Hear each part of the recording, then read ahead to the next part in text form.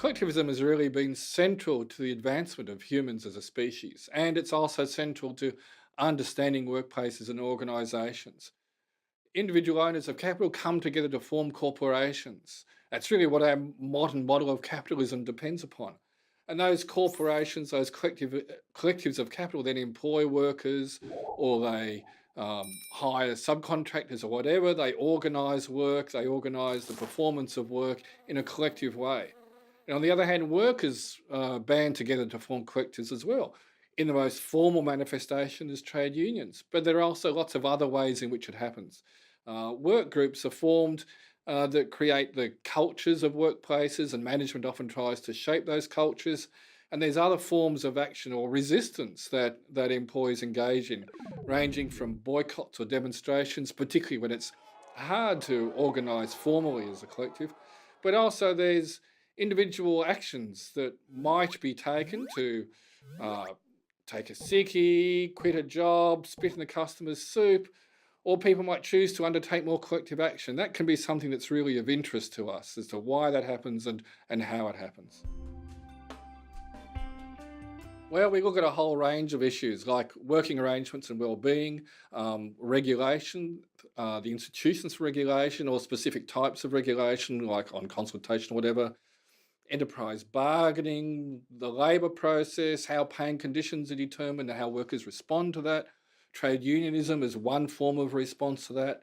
The collective and individual values and behaviours that people have, the history of all those things, the globalisation of work, and in addition, the collective ways in which capital behaves, whether it's as employer organisations or as finance capital, and it includes things like, what does that mean for big picture issues like climate change, as well as what it means for power?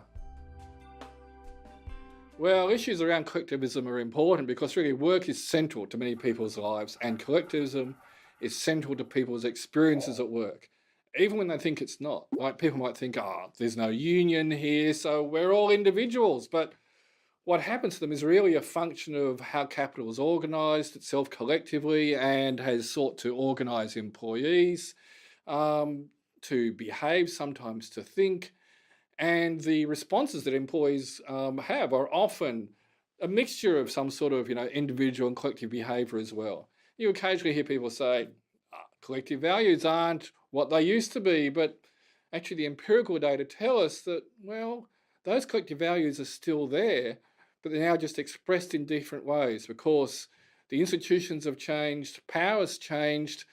It's important to know what changes have taken place, how and why. And whatever you think, these issues aren't going to go away. There'll inevitably be some sort of responses to rising inequality, to greater insecurity at work, to the climate crisis, whether they're disorganised and individualistic responses like falling productivity, rioting, or whether they're organised and collective, what form they take, whether it's based on excluding out groups like migrants or more inclusive and redistributive approaches, well, we've yet to see. Whatever happens, these are big picture and important issues.